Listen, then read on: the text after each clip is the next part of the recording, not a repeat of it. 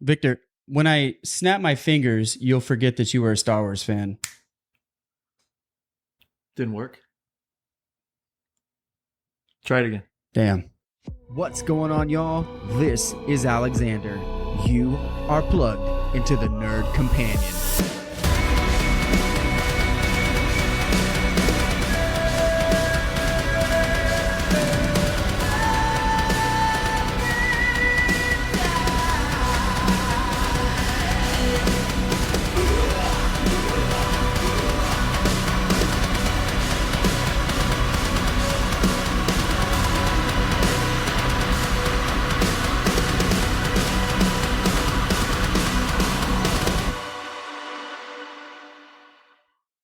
What's going on, y'all? This is Alexander from the Nerd Companion coming at you with a special Star Wars episode. We are going to be going over Obi-Wan from Disney Plus. I've got my buddy here, Victor. What's up? You want to introduce yourself? Yeah. Get real intimate with that mic. Can I hug it? Hug it. Okay. So my name is Victor. I'm a 42-year-old huge Star Wars fan. Yeah. Through and through. Just, I just like it. I like it a lot. A lot. What age were you when you were exposed to Star Wars? Man, I was probably like 6 years old, maybe something like that. 5 or 6 years old. Do you remember a lot? I don't remember that much. Who exposed you to it? My dad. Your dad? Yeah, did? my dad. He was just sitting in the living room and just put movies on. And one of the days I actually started watching, it was Revenge of the Jedi. It wasn't even New Hope. So you got exposed to the original or the prequel trilogy. So I got cheated. I didn't start with the New Hope, and I found out he was the father. Man, yeah. So I feel like I got cheated. Hold on. So you're talking about Return of the Jedi. For some reason, I was thinking Return of the Jedi. Revenge of the Sith. Or Empire. Oh, I mean that's the best one. It is the best one. Yeah, that's the best one. That's my favorite one. Yeah. So I can't complain too much, right? But I think the magic thing about Empire is that I don't. As important as this is as a chronological story. Yeah. I don't think you necessarily need to watch New Hope to watch Empire because I don't really feel like there's like any like continuation. Like I feel A New Hope was a good standalone movie. I feel if this ended up being a flop, like that would have been okay. That would have been okay. Yeah, 100%. Everything was kind of resolved. But I mean, he redeems himself 100% in Empire Strikes Back. Oh, good God! So, well, I think that answers the question: which one's the best movie? So I tell people all the time, I want to like get back to where I have no idea that he's the father, and I want it to be 100. I want it to just be surprised by because by the time I watch it, and other people, I get trying to get my wife to watch it and stuff, and she's not watched it still. She doesn't. We watched the originals. Yeah, exactly. Right. What are you doing? So she watched them, but it wasn't because by now social media is out, and I am your father. Everyone knows Vader is Luke's father, right? Yeah. Even if you haven't watched Star Wars. But I wanted it to be oh my God, mind blown. This guy's his dad. It's just. Yeah.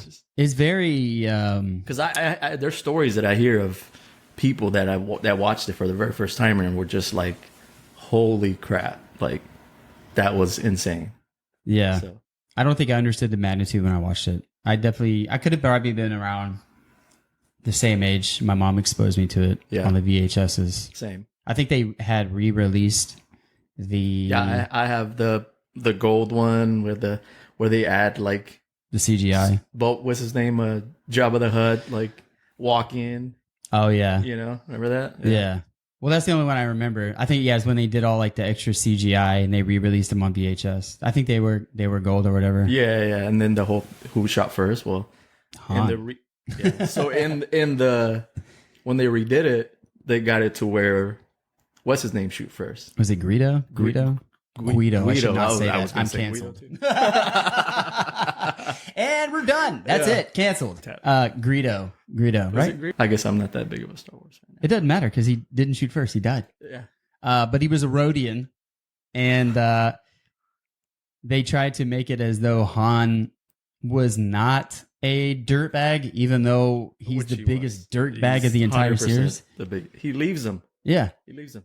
And I mean, we don't necessarily, oh my gosh, I have to turn that off. We don't necessarily have to talk about it too much, but he's like a dirtbag throughout the entire franchise. Yeah.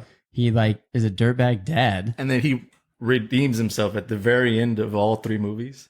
Oh yeah. You know, of course. just like, but by then it's like, you're a dirtbag, bro. Come on. Yeah. He was all this other stuff. Yeah. He definitely was a great contributor to the cause, but in regard to being a husband and a father, terrible. Yeah. Terrible. Dirtbag. Yeah. But I mean, it's Harrison Ford. He can do what he wants, you know? He's Indiana Jones. It's Indiana Jones. Yeah. Do whatever he wants. It belongs in a museum. All right. You are in training as a Padawan. Yeah. And you come to a device that will transport you to any time in the Star Wars chronology. I don't even know any part of the timeline. Okay. I don't know my words good. Yeah. Which Jedi or Sith are you choosing to follow under? Sith or Jedi? Sith or Jedi? I mean, it's got to be Vader. Vader. Okay. Vader. So it's got to be Vader, right? As he's trying to get the plan, as you know, Leia the plans in Rogue One when he walks into that tunnel. That specific moment, that's where I would want to be. That movie was okay, Until but that scene gave me goosebumps. Yeah, and I think I went back to the theater to watch it again just for that part. Yeah, I did too. And I watched it on Disney Plus like another 10 times. It's so good, like the music. Like, did you watch the? Did you go back and watch like reactions of people like on YouTube and like when that scene pops up? You know, people like are recording themselves watching it. Like that's just. So, I've probably watched a couple. So good. Yeah, it's always fun to watch a Star Wars fanboy or fangirl freak out. I should have recorded myself. Should have. You should have. So getting into the beef of the episode, which we're going to be talking about, the show from Disney Plus, Obi-Wan. Kenobi. Yeah. I think. Yeah, Kenobi. I'm sorry. I'm fired. I think we both really enjoyed the fan-made scene. Oh. What is it called? Scene like it was 582 or something? Yeah, it was old Alec Guinness and Vader. Yeah. And he's like, we meet again at last. Like, but their recreation, like the way they redid that. I would encourage anyone that hasn't seen that, that's a Star Wars fan. Google it, YouTube I will put the link to the video in the description just so y'all can check it out. They basically redo that scene in The New Hope where Obi-Wan essentially gives himself to the Force to allow Vader to strike him down. They recreate that entire scene like to perfection. It's 100% to perfection. Get to that point where I almost cry watching that every single time. Because they layer in like the old quotes from the old movies, like, you know, you are the chosen one. Yes. I hate you. Yeah. Just all the things that like that made this encounter so got built up to that scene. Yeah. And this was before they redid that before the Kenobi show. Yeah. So, you know, essentially that was. And it doesn't even look terrible. Like you can tell like they were using CGI characters, but it didn't look bad. It didn't take away from the old pieces of the movie. Like it's still an old movie and it still looked like a scene from that movie. Right. But they just kind of CGI'd it just a little bit to make whoever did that, so good. They even put the John Williams score in there. Yeah. Now don't quote, but I don't know 100%, but I heard that guy that did that, they hired him to do some stuff. I'd have to, double check that, but that's interesting. Yeah. If he did, he deserves it. Yeah. So he was, if what you're saying is true, he was a part of Kenobi. I don't know about Kenobi, but just like Star Wars stuff in general that they've been doing. That's what's up, dude. Yeah. That's the American dream. It's talent. Okay, so let's get right into it. We're gonna be going over Disney Plus's Kenobi. Victor, give us a quick synopsis of, the premise of the story. Okay. So you basically have Kenobi. By now, he's, they've done the Order 66. And what's Order 66? Order 66 is where the stormtroopers, right? The clone guys, they activate Order 66, and it basically killed off all of the Jedi in existence, right? So that happens in Revenge of the Sith, right? So now you've got, I think it's 10 years between that and Kenobi. So, yeah, he's broken. Kenobi is just 100% broken. So the show basically goes through him just being fully broken. He's just a normal guy now. He's even forgotten how to use the Force, and, he buries his lightsaber out in the middle of nowhere, and he wants nothing to do with it. And then Leia's stepfather, Organa, right? The Organas. Calls him up and says, hey, Leia's been kidnapped by these bounty. I don't know who was like some kind of kidnappers or something. Yeah, they're probably bounty hunters or something. But yeah, he's like, hey, I need you. You said that you would be there for us if we ever needed you. And he's like, I can't. I don't know how to use the Force anymore. Like, basically is what he's saying. Yeah. I'm not your guy. Exactly. So it's almost like he's like, not scared, but it's just. He probably was. It's almost more scared because he knows he's not going to be able to live up to that. Well, how they remember him. Exactly, right? So, but he agrees to do it. And, he goes through and he looks for Leia. Leia's the little girl, which does an amazing job, right? Goes through that, and I mean, it's so good. It's just, I don't want to spoil too much of it. I don't know if anybody's seen it. It's been out like 3 years maybe. Too long. Definitely too late to do an episode like this. It's never too late for anything Star Wars. Okay. See, that's basically the premise. Like, it's basically Obi-Wan being employed to go back and rescue Leia. Right. And shenanigans happen, and they introduce the Inquisitors, right? So the Inquisitors are basically from the Rebels cartoon series, which is I recommend you guys watching that 100%. Like, if you haven't seen it, go watch it. Filoni is behind that, and I think he's the next George Lucas. Yeah, so they introduce the Inquisitors, and they got those double-sided lightsaber, the red ones, and of course Vader comes out. This one's just thinking about it. Yeah. So I know that you have a lot of positive things to say about the show. So I watched the show way too late. Definitely wanted to do an episode, reviewing. We probably won't go over the play-by-play for episode. I'll let that be for the viewer. We're going to kind of just go over things that we liked and didn't like. In preparation to the podcast, I definitely surrounded myself with I tried to look for negative reviews, but coincidentally, those were the only kind of reviews that I found. Which are the wrong ones.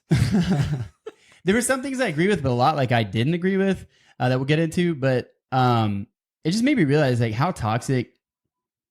First of all, nostalgia is so wonderful, but it's terrible at the same time because people they look at something that they viewed as a kid, and when you're a kid, you just believe the magic and majesty. Yeah, I mean, you have that's in front of you. That expectation, like you're gonna always compare them to episode 4, 5, and 6. Right. Doesn't matter. Even 1, 2, and 3 got compared to 4, 5, 6 so much. Right. Right. Even if it was George Lucas, but yeah, they made all. They got Mandalorian now and Ahsoka and all these other cartoon shows, and I feel like they all get trashed too. Yeah, they do. I just found that I really couldn't find a positive one. Not that I was looking for them, but I guess I was kind of surprised. Yeah. It's just like nostalgia can be very toxic because, especially given the accessibility of information and how people can put their opinions out there and you can find it and digest it. I feel that, and I go into this with a lot of things, and this is kind of like one of the biggest complaints with, reviews from fans for anything. If we're talking about like Lord of the Rings, Star Wars, video games, or just any sort of media that people consume, is that there's always like an expectation from viewers that the consumers needs need to be met, and I find that to be complete malarkey. Like, Yeah. you know, if you want to create a story and you feel that the story wasn't good because it wasn't as you predicted, like, go write your own story. Exactly. Yeah. Go write your own 100%, story. 100%. Like, don't trash somebody else's piece of work because you didn't agree to it. Yeah. And so, and the thing is that, like, there's actually a lot of good ideas out there that people come up with. And then what happens is like those ideas go viral. And so people think that that's how the story is going to end or how it should be written. And when it's not fulfilled in that manner, people get upset and the product is never as good Right. as it was intended to be because of, you know, public opinion. And I feel like that's like the biggest drawback with the internet, YouTube, you know, different, you know, medias of information is that if you really want to enjoy something, don't even prep yourself and listen to a review if they're trying to like trash it. Is what I feel like everyone tries to do nowadays anyway. So at least with Star Wars. When I go and watch a show or somebody recommends me a show or I say something, what did the review say? I don't look at reviews at all. Like, I look at reviews after I've seen the show. Like, I don't want to go read a review and then, oh, well, this is this and this and that, and it was terrible because of this. And so then I'm going to go and watch it, and I'm going to look for that specific stuff that those people said. Right. So then I'm going to go negative. No, I want to go into a show and just enjoy it because I enjoyed it, not because someone told me to enjoy it or told me not to enjoy it, right? So for me, anything Star Wars, like, I'm going to go into it like, you're giving me bonus stuff right here. Like, Yeah. You know, and you're giving me more Star Wars things, and you're expanding the universe, and Which is all what we wanted anyway to begin with. Yeah. So and now that we have it, we're so what I don't get a lot of times is people's, oh, well, here's another Skywalker story, right? But then when people make when all these Filoni and all these guys make a show or a movie, and it doesn't have anything to do with Skywalker, well, where are the lightsabers? Where's Skywalker? Where's Vader? Like, dude, I'm guilty of all these things. I think we've even discussed this. like, that's what you wanted, right? Like, Yeah. so, you know, Yeah. it's kind of a, So so in regard to what you're saying there, I am guilty of having at least a little bit of standards when it comes to Star Wars. I will consume most of Star Wars stuff and probably give it a little more leniency than most other people because at the end of the day, like, Star Wars isn't real. wait, what? No. What? Hold on. It's not real? It's true in my house. The Jedi mind trick works all the time when my wife tells me to do the dishes.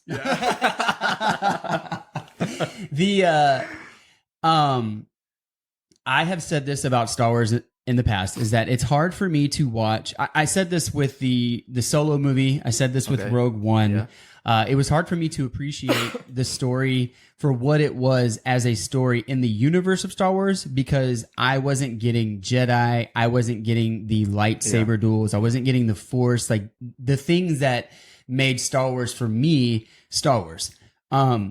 Given that, I recognize that my bias will always inhibit me to like these shows less than they ought to be liked. And I recognize that. So I try to put a lens of positivity when I watch these shows. It oftentimes doesn't work because it always goes back to the principle is that what makes Star Wars to me is the Jedi and the Force. Yeah. To me. No, I mean, you're 100% true.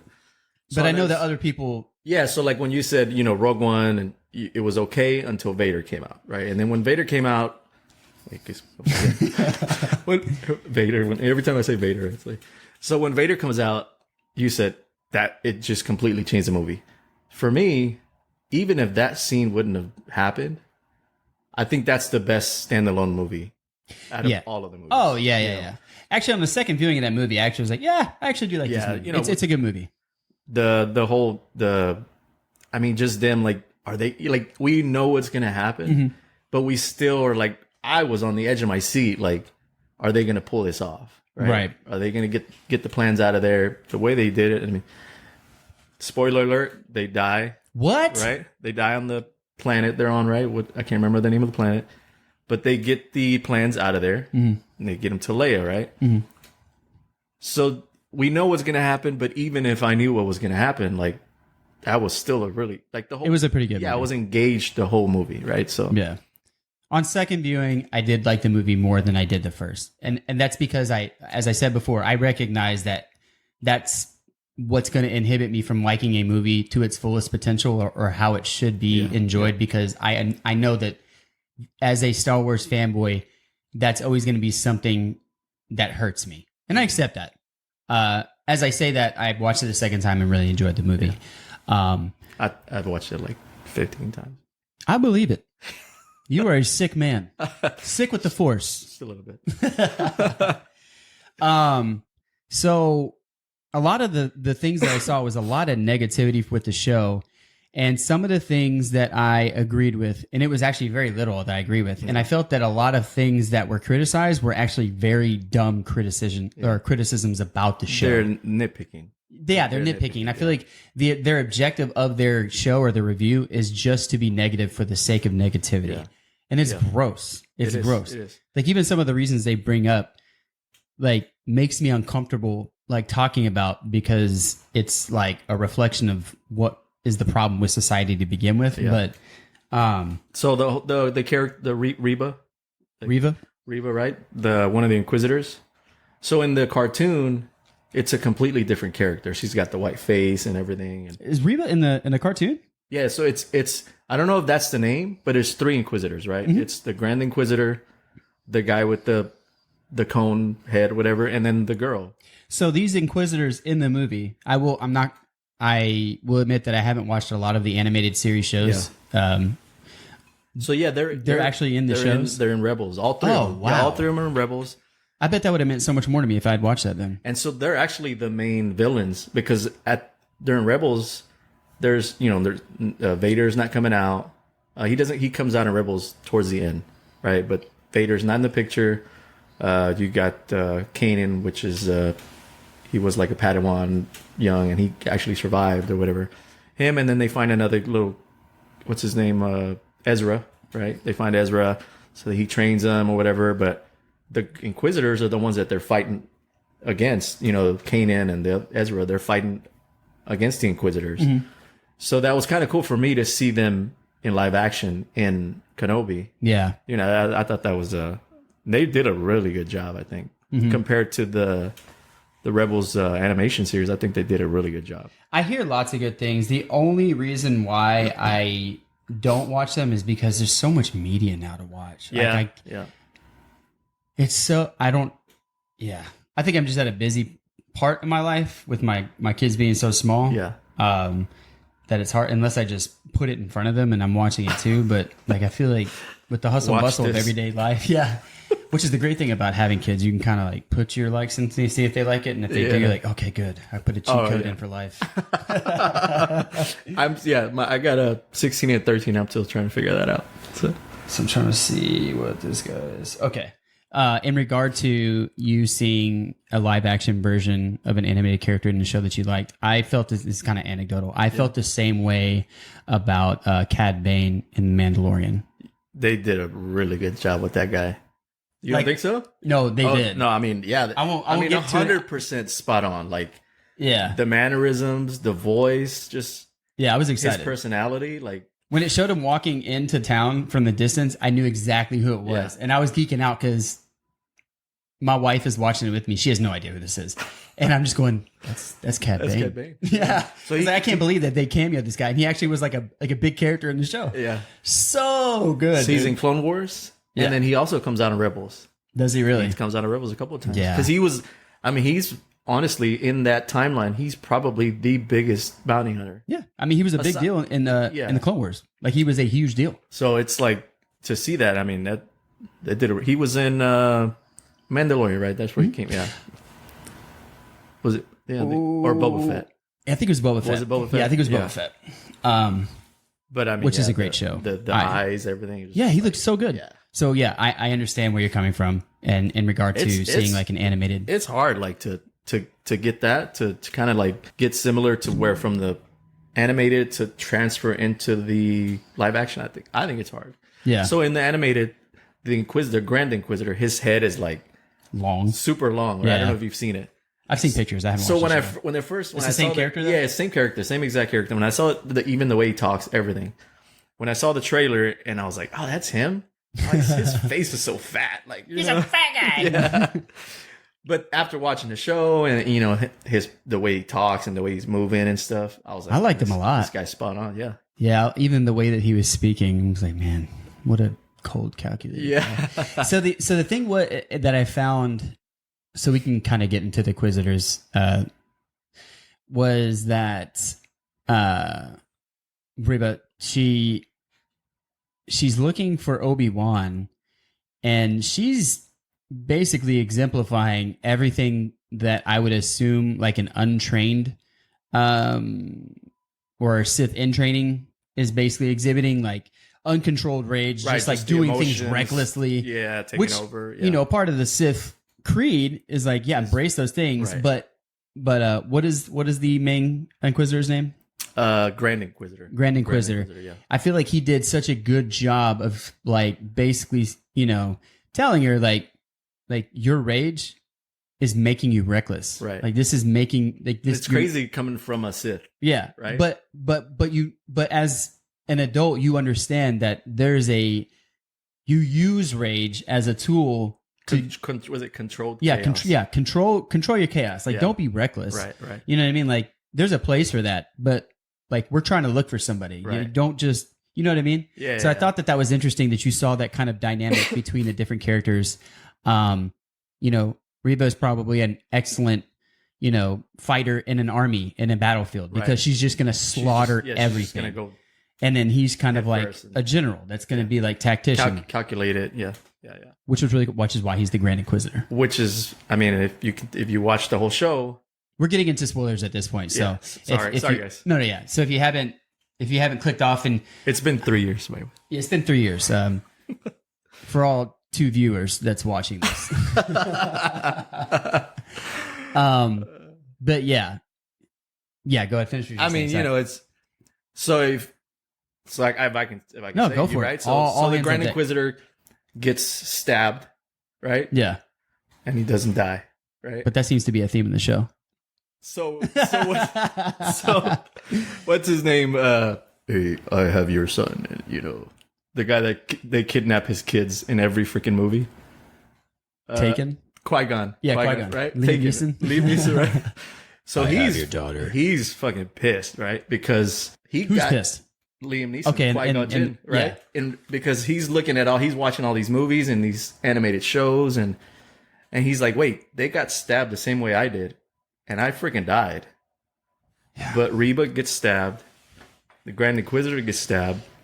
One of the girls from Rebels, actually on Ahsoka, gets stabbed. She lived so Qui-Gon's like, Liam Bro. Neeson or Qui-Gon? well, Liam Neeson, the actor, right? Yeah, the actor. So he's like, bro, what's going on? Like, I got stabbed and I got written off the freaking movie. So let me steel man you. Let me play devil's advocate for this thing. If you look at all of it's almost like all the characters named the Raw Sith, right? Was there anyone else that you named the Jedi for? No, I think that's Sorry, I think you were Yeah. getting some feedback. The Liam Neeson, Qui-Gon. yeah. When he dies, Okay. look at the paradigm difference between the Sith and the Jedi. From an actor standpoint, I can see why that would be frustrating because if you like the character, you want to play the character, you're no longer allowed to do it because you die. Yeah. You can't be a part of Right, it. right. That's probably frustrating. But from a character standpoint, Spoiler alert, he comes back. from a character standpoint, the Jedi aren't self-serving. They serve the Force and the greater good. Right. Qui-Gon, if he had a choice, I believe would have chose to die anyway to be the catalyst so Obi-Wan could become the Jedi he needed to be to fulfill the prophecy. So Obi-Wan would not have trained Anakin. He probably would have been sent off to someone else. if Qui-Gon doesn't die, And the dude was wise. because that was his dying wish. Right? Yeah. I want His you to Make-A-Wish Foundation Yeah. was for Obi-Wan It was. to train. Yeah. So he tells him, I want you to train him. So the whole movie, Obi-Wan's like, no, this guy's he's reckless, he's a little kid, he doesn't know. Yeah. So at the very end, he's like, okay, Master, I will. So Yeah. rest is history. So Qui-Gon, I feel like would It's have all probably Obi-Wan's made that fault. decision anyway. You know what I mean? Yeah, Like yeah. he's not self-serving. Like he's going to serve the Force and for the greater good. He understood that his purpose in life was to bring balance to the Force, and if his role in that course was to put Obi-Wan in the position to do so, then his purpose was served. Right. There's no reason for him to live, which I think is like such a honorable and almost foreign idea for, you know, us as humans to, you know, accept that, you know, it's not my time to go, but you know, your time to go could serve for purpose. Yeah. So, and I mean, in Kenobi, right? It's almost like the whole scene with Vader and Kenobi in New Hope, right? Mm-hmm. Where Kenobi kind of just gives himself up, Right? Because he knows it's gonna help Luke more if he's gone and is able to, you know, communicate ghosts and all that stuff. Right. So that's kind of what Qui-Gon does. So in Kenobi, which is pretty cool that they introduced that, and Qui-Gon comes out as like, "You're ready." And in the show, You he's weren't like ready calling before. out to Qui-Gon multiple times. Oh yeah, and he's just not responding. He's not responding. And I think part of it was just because of the all the stuff that happened in Revenge of the Sith, where Right. you know, in Kenobi, he feels like he failed Anakin, right? That it's his fault that Anakin is who he is now. So I think that's kind of where it hit him really hard. And this show, for me, clears up a lot of things for Kenobi. Yeah. Like so much. I'll go into one of the criticisms that I heard a lot with a lot of the reviews that I listened to in preparation to this recording was that people were basically ragging and dogging on Obi-Wan as a character for being sloppy, for being disconnected from the Force, from his inability to accept the responsibility to go to Leia, his, you know, inability to fight Vader on their first encounter whenever they had before, you know, the big fire scene. Right. People were like, "Oh, Obi-Wan's supposed to be this great Jedi," and people don't understand. Like, in my job, in my experience, when I come, you have to understand that Obi-Wan is basically a veteran of war. Right. We're not talking like a he's 9 been months. through it. Yeah. Not to say anything negative about any service members. I love service members. I'm a service member, you know, veteran myself.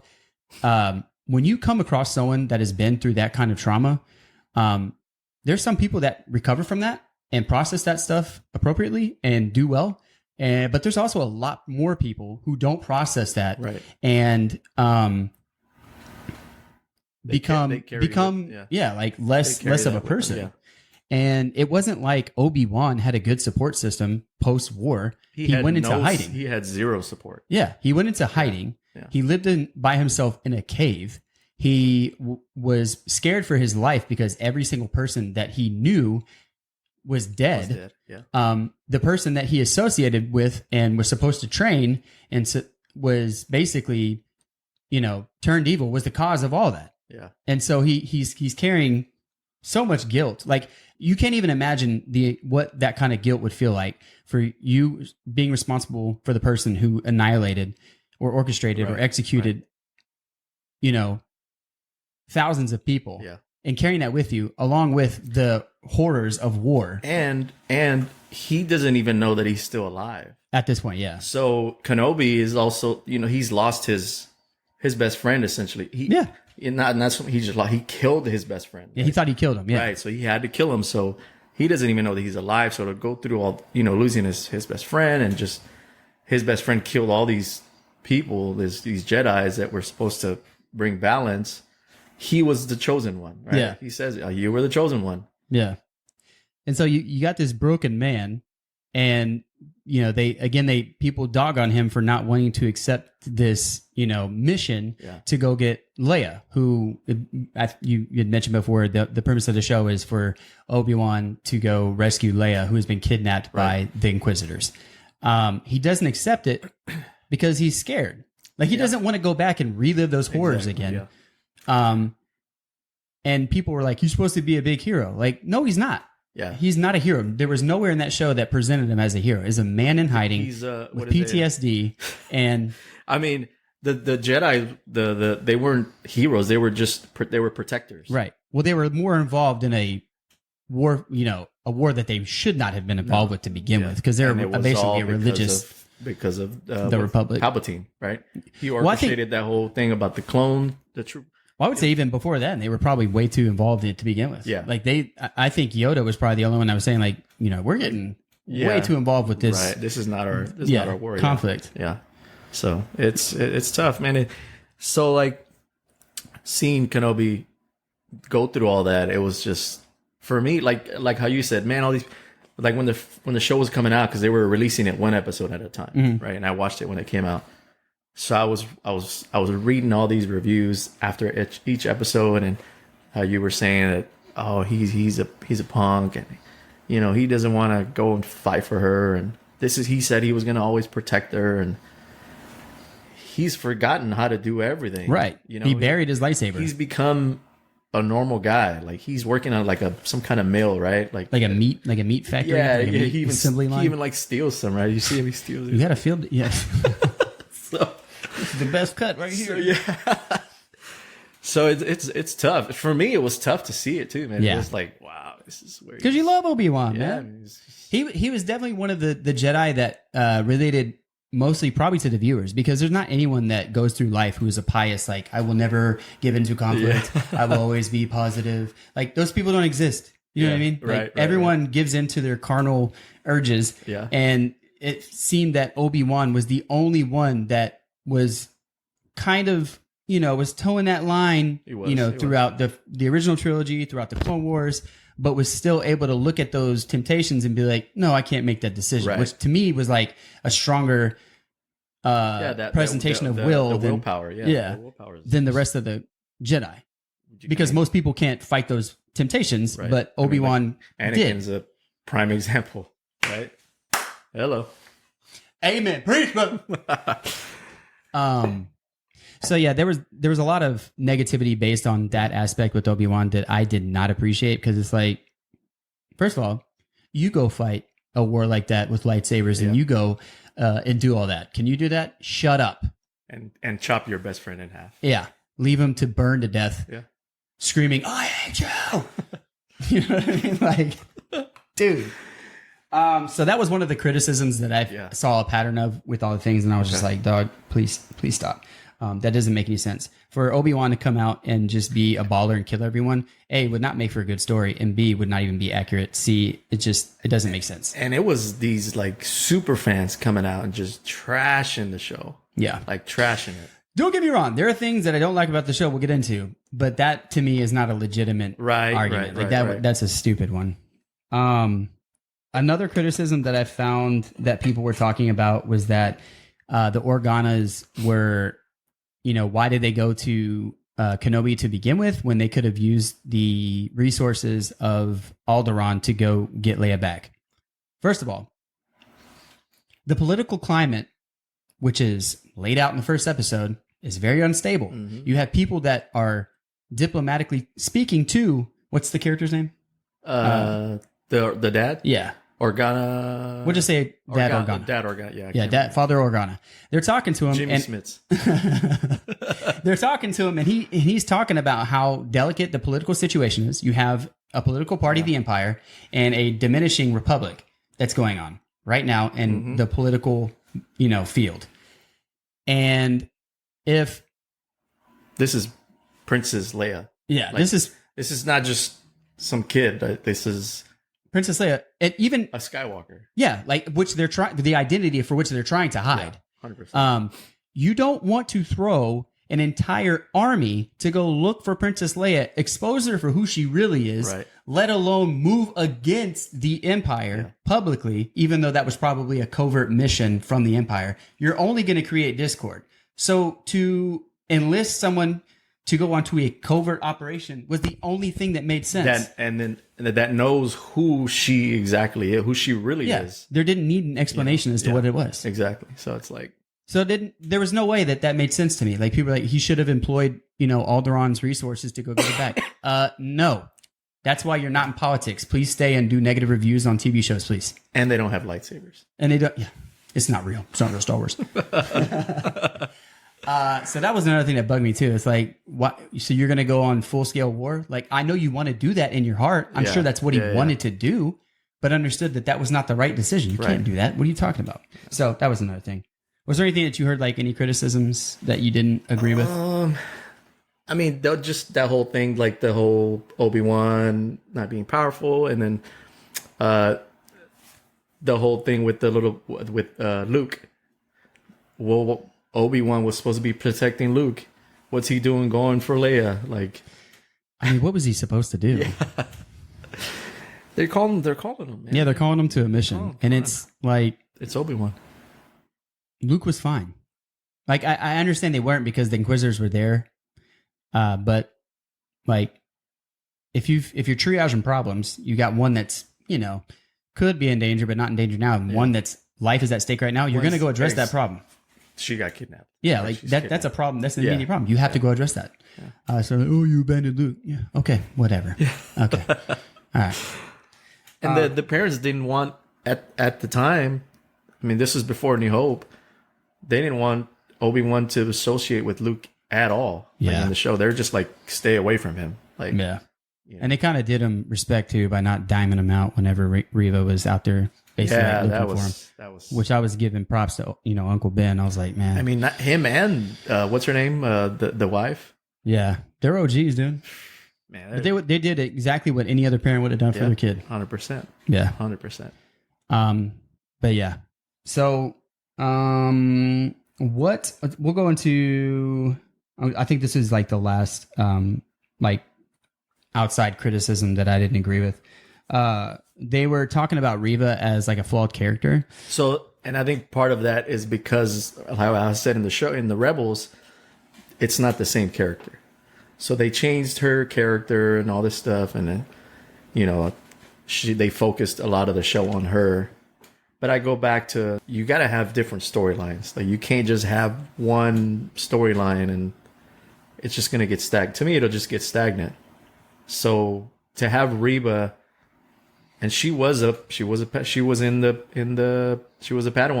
the little class that. Mm-hmm. Was that the same girl in the scene? Yeah, the little girl in the scene. I didn't piece that together. Scene. So the little girl in the scene, and so in the show, she's looking for Obi-Wan, but she's looking for Obi-Wan because she wants to get Vader to come out, because she wants Vader.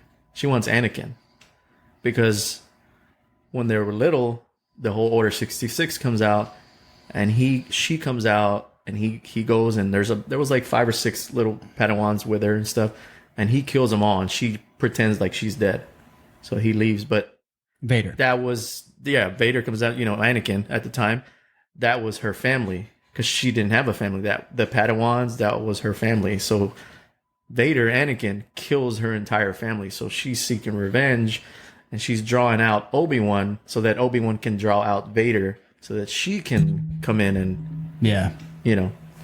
So I know, people were like, "Oh, Reba, you don't need to have her in the show, and why did you do that?" No, she was completely essential. Yeah, I think she was very essential. They were basically saying like, "Oh, the whole premise of her trying to get revenge was stupid. Her having like an underlying, like, honorable reason for doing this was dumb. Her going down a path of revenge was dumb. Like, all that stuff was completely necessary. Like, her actual 100%. Story arc was probably the best part of the story. I think it was as sloppy as it was. Like, the bones of the story was good. I don't think it was like perfectly portrayed. It could have had been done better. Yeah. Which I'll get into the criticisms. But like, that overall story, character, and development for her was like paramount, even to the very end that I'll go into. Because she was the only one that wanted to seek out Obi-Wan. That wanted to seek out Obi-Wan, because the Grand Inquisitor was like, "No, we need to go over here. Leave him alone. Like, stop wasting your time on one Jedi when we can go find 20 other Jedis that may be out there or something." Yeah. And Reba was like, "No, I got to find this guy because I want my revenge on Vader." Yeah. And nobody even knew that at the time until you started getting the flashbacks. And I think like her character development with her, surviving the attack from Anakin to basically, embracing the dark side, you know, people were saying, I mean, what she did, I mean, her crimes were inexcusable, right? She killed a lot of people. Yeah. I'm not saying she's a great person, you know, but it's the story of, you know, the dark hero, the tragic hero. She was trying kill or be killed. Yeah. Right? She was trying to survive. Like, yes, she was doing all this revenge, which is, you know, the Sith way. But she was trying to, you know, I'm saying, but like I'm trying to rationale or justify her actions. But at the end of the, you know, she goes through this stuff. She does whatever she can do necessary to get into position to where she can strike Vader down. Which doesn't work. Which doesn't work. Ends up getting impaled again, which seems to be a theme by getting impaled but surviving. Yeah. Depends on what side. Yeah. He probably hit her in the same side. Yeah. The same side. So she goes and she finally fights Vader and she gets destroyed. Like Vader just makes small work out of her. He doesn't even like. He's like just moving. Like you're not even moving around like the Matrix. Just like moving her shit. Not even like striking her with the lightsaber. Just using force push on her. Not even like. Yeah. Did he even take his lightsaber out? The fact. So might I add? No, he did. He took his lightsaber. He took it at the very end when he. I just remember he's like, and he just goes flying. Yeah. The fact that when that first ship took off and Vader pulled that bitch back down to the ground, I was literally like, yes, show me the force. So that's, I mean, just seeing the strength, the power, the just. Yeah. He was holding back like, so long. Man, bro. That's what I'm saying. And that's why he's my favorite character. And that scene, that all that just proved why he was just, I mean, the best. It was in the late 70s, early 80s.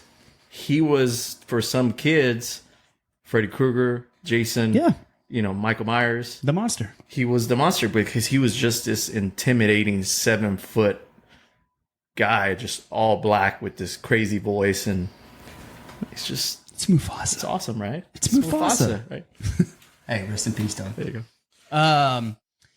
Yeah, so they end up having their fight, and stupid for her, you know, like she was so that was like the only thing for me was the one flaw that she had that I cannot excuse is that you had all these years putting yourself in this position and you had a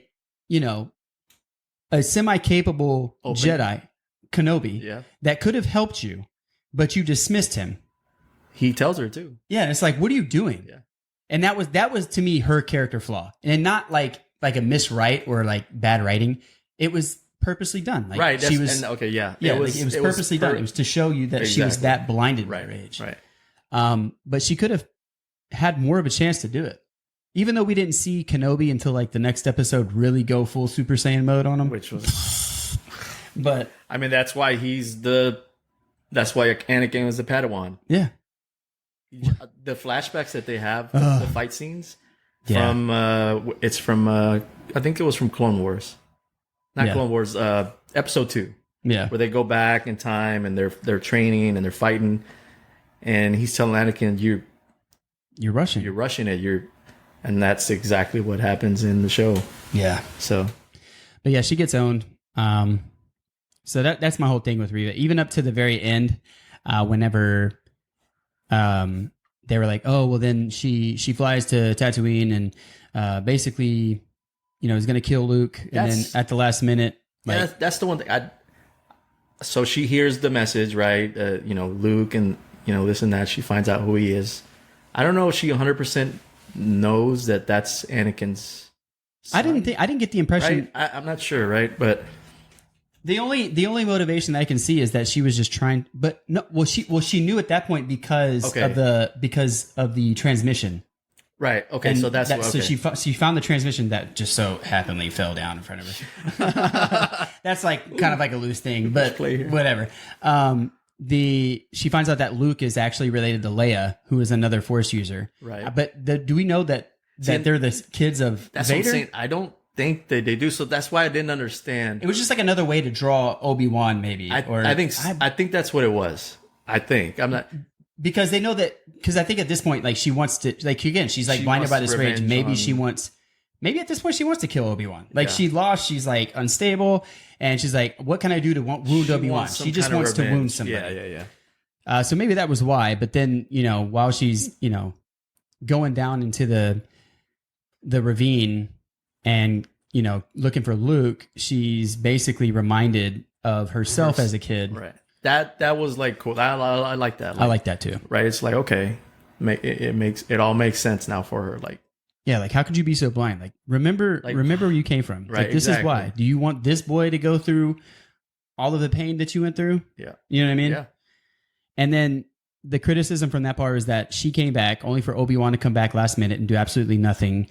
Luke to go back to the family, and then Obi-Wan not like try her or kill her or do these things. But and people were like, why didn't Obi-Wan do anything? And it's like, do y'all not understand like what the Jedi are?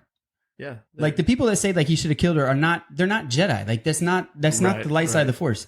It's all about redemption. If Anakin had been turned and then somehow Obi-Wan talked him out of going with Palpatine, but had still committed these crimes, Obi-Wan would not have killed Anakin. Right. They would have used Anakin. Like, would he have been like a battle, like a fighter? No. He probably would have, worked in the Jedi Academy if they were ever to rebuild one. Right. And he would have his purpose would be like to stress the importance of why you don't give into the dark side. Like there is redemption with people. And I think like redemption is like one of the most powerful elements in any sort of story whatsoever is redemption. Because as flawed as we are as human beings, we don't do this because we have a malice heart. Like we just are screwed up, and everyone deserves a second chance. Full circle. Anakin gets his redemption. Yeah. In Return of the Jedi, where he picks up Palpatine and is like, prophecy fulfilled. The chosen one. He was the chosen one. He was always the chosen one. He was always the chosen one. No matter what path he took, the path was always he going to did lead. a bunch of crazy stuff and he killed a bunch of people, but just like Reva. But yet we celebrate Vader. It all worked out.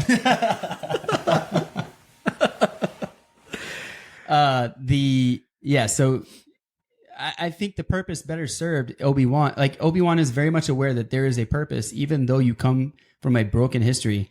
There's a bigger purpose you can serve by being an example of what redemption is and how you can influence others.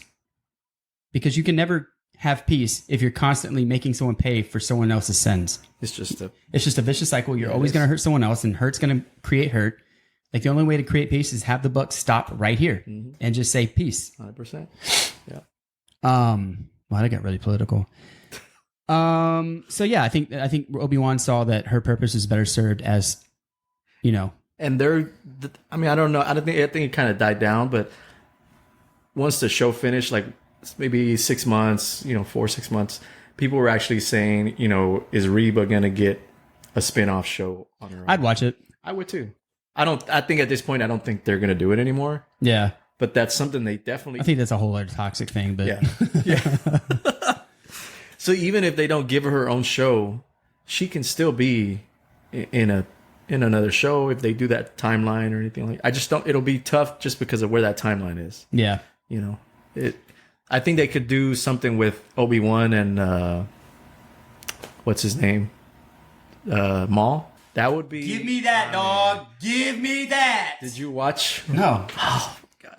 I will go to bed not seeing. I will be on my deathbed not seeing it, waiting for the live action. So in Rebels, towards the end of Rebels, Rebels, he finds Obi-Wan. They find each other. Did you see it? I've seen the scene. Oh, the whole thing where when Qui-Gon dies, Darth Maul strikes him a certain way, right? Did you see that? Yeah. Oh, the way that poetic, man. Yeah. And that's why I think Filoni is the next George Lucas, because he just takes those little things, the little details, and just like, let me just slip that right in. Yeah. I mean, and I didn't catch it until I saw it on YouTube. It was a YouTube short, and did you guys? So whenever he did this, and he does the move, and where they break it down. Oh man, yeah, that was like, give me a live action, dude. I feel like if you're gonna do Kenobi again, you already know we're gonna give us a story that we already know. Just give us them all. It's like Rogue One. We know what's gonna happen. I don't care. Yeah, I want to see it. Show me with modern technology. Show me. Yeah, you're lying. You don't have it. Just show me. Prove it. Prove it. You don't have it. So yeah.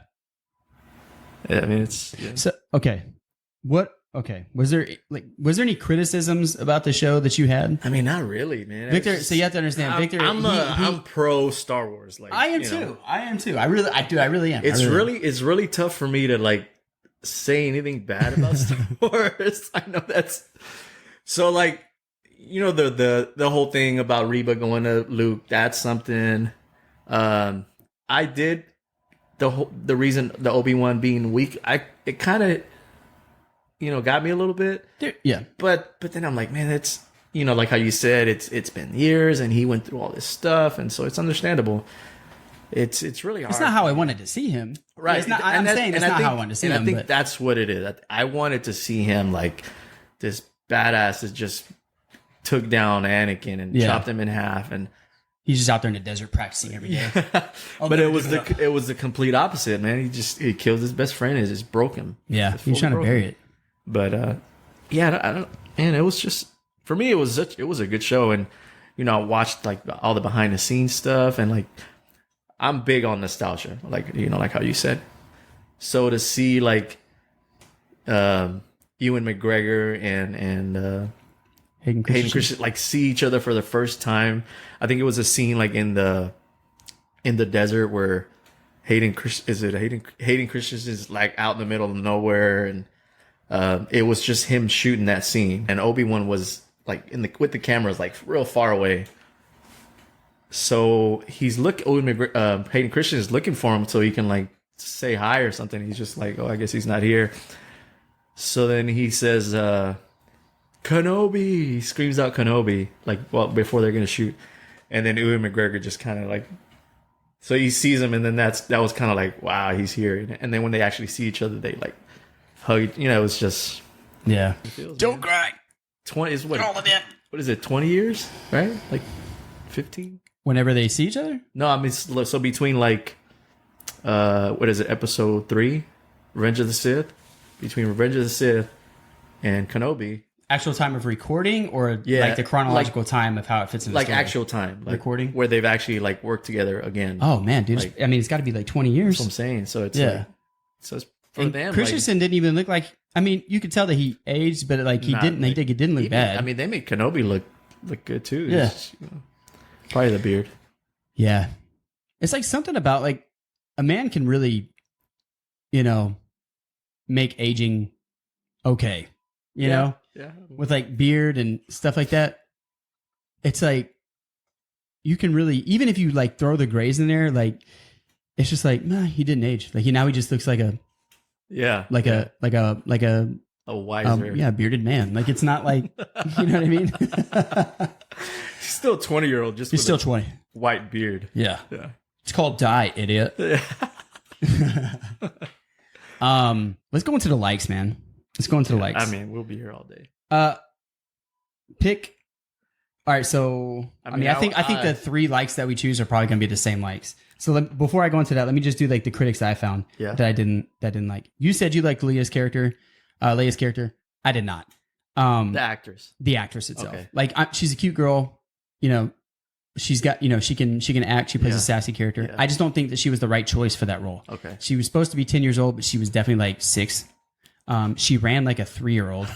The scenes that when she was running from Flea from Red Hot Chili Peppers was very aggravating to me. And just watching like adults just kind of like act like they couldn't catch her. And like you could tell like the adults were running much slower than they possibly could. And they're kind of just like, oh no, she released a tree branch. I can't get over this tree branch that's like this big. Oh no. My arms are I think it's like a Power Ranger episode. Yeah. Like they were just like all the putties were like robotic. Yeah, what are we doing here? Yeah. And then the same thing with Kenobi chasing her in the streets. I'm like snatched her, like, stop doing that, little girl. Yeah. We're leaving. Stay put. Yeah. And then like them trying to sneak her out from the underwater base, like looked like the dude was like, they looked like a terrible horse costume.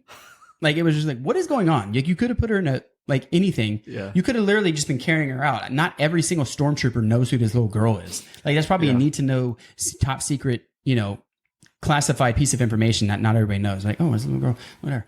And then my last thing was like, why was Reva trying to interrogate? If we're going to pretend that the 6-year-old is a 10-year-old, why is Reva trying to interrogate the deep escape plans that the Resistance has from a 10-year-old? Like, did you really think, Reba, that this 10-year-old was going to have all the top secret plans? Like, I just thought it was so goofy. Yeah. So so I think it was episode 5. Was it 5? It was may have been the goofiest episode. Yeah, it was either 5 or 6. It was towards the end. Yeah. Yeah. It was just goofy. They were in the cave, and she finds her. Well, no. I think that was 4. I'm talking about the episode after where like they already got her, and like Reva's like interrogating, like, "Where's your father hiding the escape routes for all the Resistances?" Like, how is this little girl gonna know that? Leia's like, I'm not telling you anything. Yeah, it's Leia though, man. It's Leia, but it's like, why? Like, there could have been like another like thing where they were just like torturing her to make it more like heart wrenching. Yeah, but they were just like interrogating her, talking to her. Like, why are you asking these questions for like to get information from a 10-year-old? This 10-year-old doesn't know. So I thought she was gonna use how she used it on the guy in the alleyway. Forgot his name. But for what? The fake Jedi, right? Yeah, it's a great character, by the way. I thought it was so great. That guy, I don't know his name, but he's so hilarious. Funny. He's so funny. Yeah, he plays anything he does. He plays really good. So I'll humor you. Okay, so she does the. So right. So she. Why didn't she do that? Because I think if she would have, I think that could have been a moment where Leia could have like, the Skywalker is gonna take over, right? And it's gonna be like she's not gonna be like no, but she's gonna be very strong minded and Reba's gonna be like, wait, why can't I extract anything from this little girl? Yeah, I think that could have been something, but my thing is this: is that why does Reba think that Leia, as a 10-year-old, has the information of secret routes for the Resistance? So I know so if you notice, she does say, "You're not just some normal little." Like I think she, at one point she does say you're smart. Like, yeah. Well, I think she understands like that she's important, right? Like, what you're doing, type thing, right? But like as a story, like why would a 10-year-old know that information? Yeah. Like I don't think Daddy Organa is going like, all right, Leia, it's 2:00. That means it's a secret passageway for Resistance class. Right here on Tatooine, we have Exhibit A from Mos Eisley. If you're a part of the Resistance, you can go down to the back. You know what I mean? Like, did she know? I think no. I think she did know. Did she? Yeah, she might have known where that specific one was where she got caught. But like she was asking questions like, where are all the like what? Like, I'm 10 years old, lady. I wonder if it was like because I'm worried about my robot that you like took from me. Like you made him evil. Yeah, like it just seemed kind of goofy. Like it was like a goofy interaction. So in the behind the scenes, they show her like acting and them like telling her what to do and where to go and stuff. And there's a couple parts where she's actually like, the director's like, okay, do this and do that, and she's like, okay, do you want me to do this also? And I can kind of like, so she's like improvising the characters. I mean, for however old she is in real life, I mean, I think that's pretty good. Yeah, well, yeah. So I say all to say, like, I don't think anything's wrong with the actual person playing the character. No. Like, I just feel like for story rise, like, why did they try to make this little girl older than she was and then try to treat her as an adult as if she knew some sort of like master plan from the Resistance? I was like, I feel like they could have did something else to kind of give her a hard time. I just thought it was kind of goofy.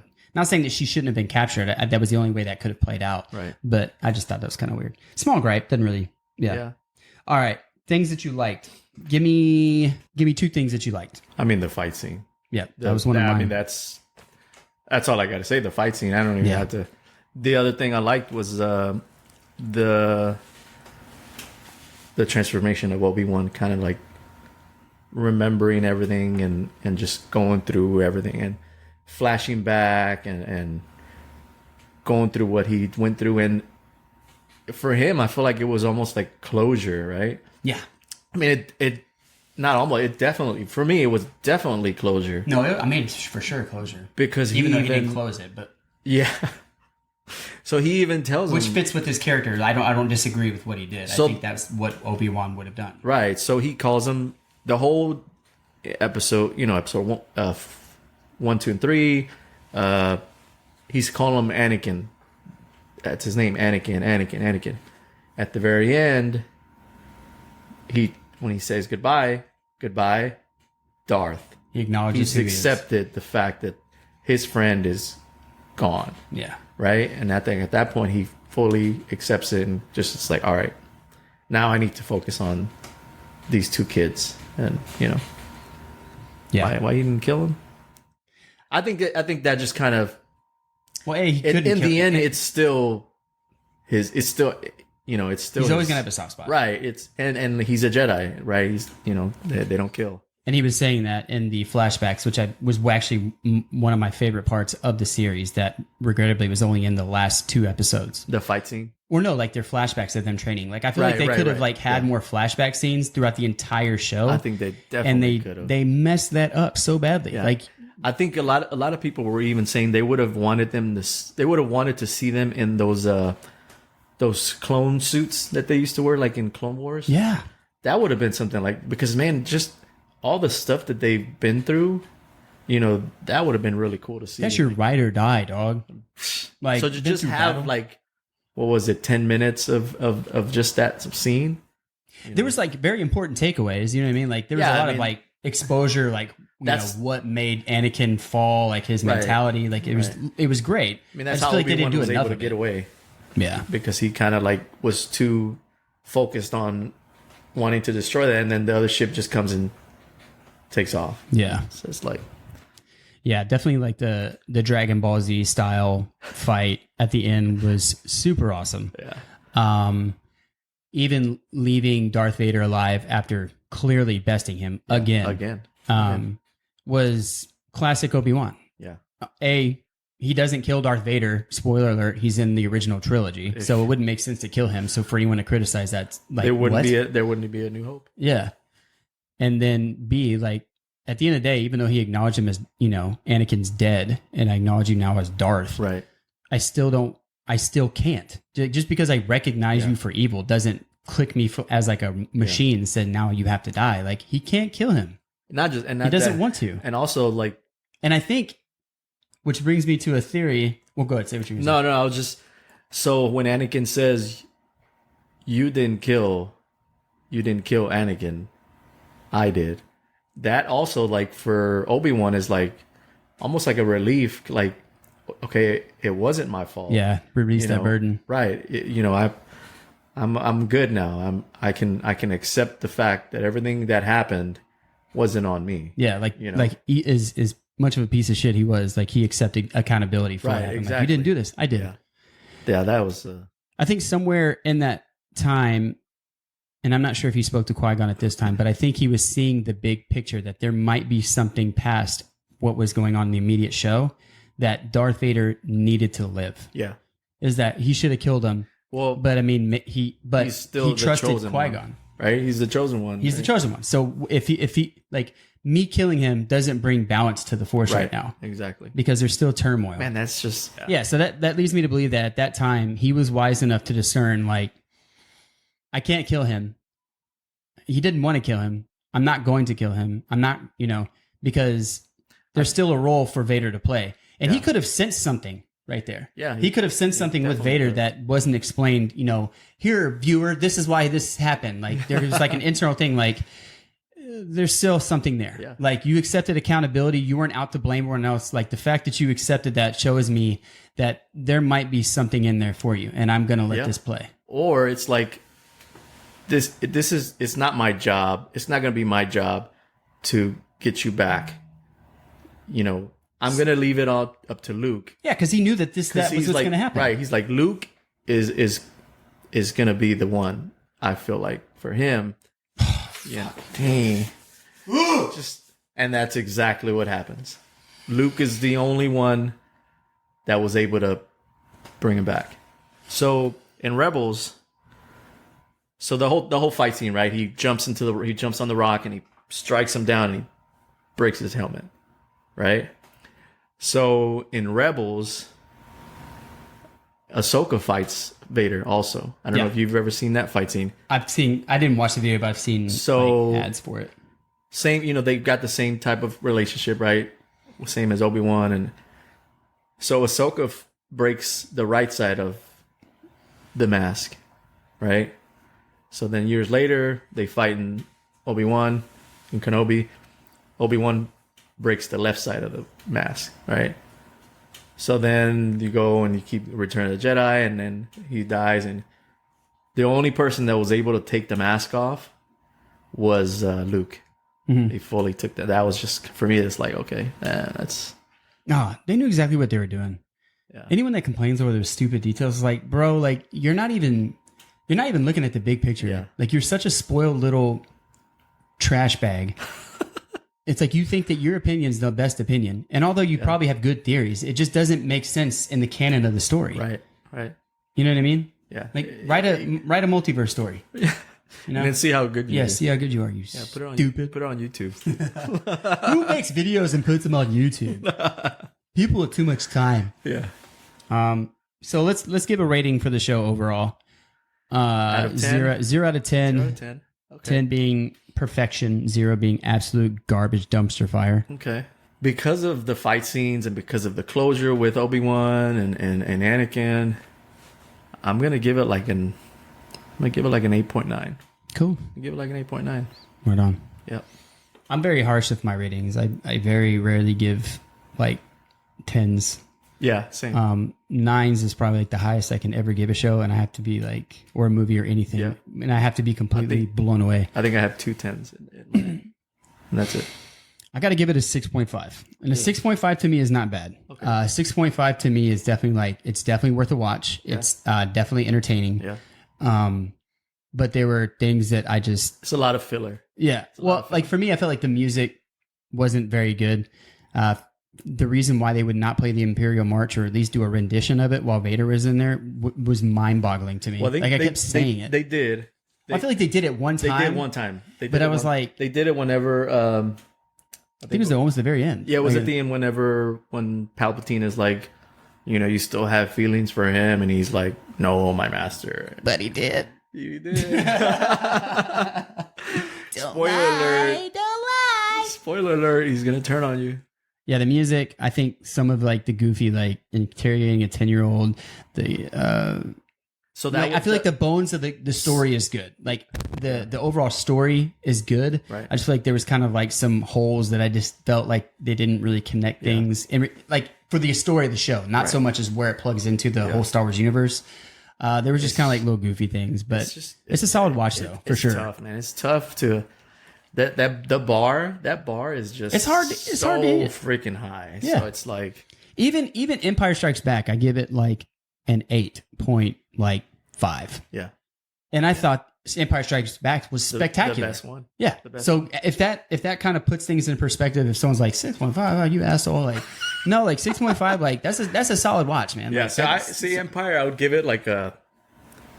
I mean, we're getting maybe 9. Yeah. 9.1, 9 point. I mean, it's spectacular. It's 1980 or 79 or something? I was in the whatever it 80s. I think the first one was 79. 79, right? Like Yeah. the Empire's like 84 maybe? Yeah.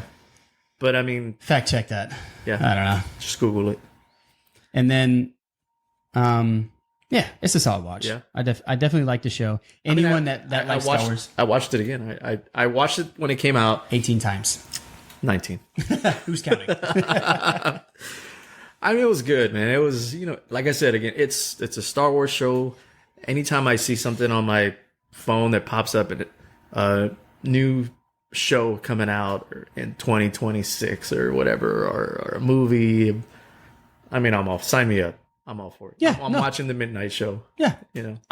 It's a solid watch. If you're a Star Wars fan, you haven't seen Kenobi, don't listen to all the negativity. You're always going to find something wrong with the show. There's no perfect show. Just watch the show. It's a good show. Watch it. It's really good. Yeah, I think that's it. Yeah. All right, man. Thank you for coming. Yeah, man. Thanks for having me. Heck yeah. Oh, yeah. You saw, you saw